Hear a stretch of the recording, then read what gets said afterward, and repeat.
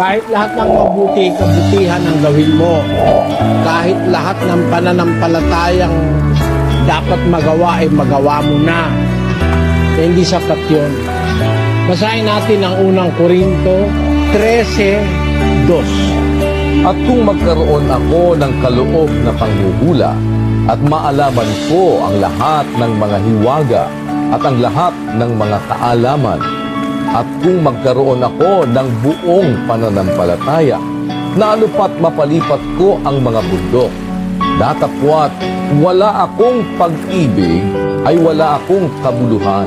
At kung ipagkaloob ko ang lahat ng aking mga tinatangkilik upang ipakain sa mga dukha, at kung ibigay ko ang aking katawan upang sunugin, datapwat wala akong pag-ibig, ay walang pakikinabangin sa akin. Mababaliwala lahat ng gagawin mong kabutihan pagka wala kang kasamang pag-ibig.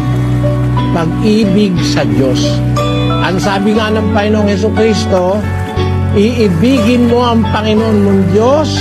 22:37, kapatid na tayo. At sinabi sa kanya, iibigin mo ang Panginoon mong Diyos ng buong puso mo at ng buong kaluluwa mo at ng buong pag-iisip mo. Ito ang dakila at pangunang utos.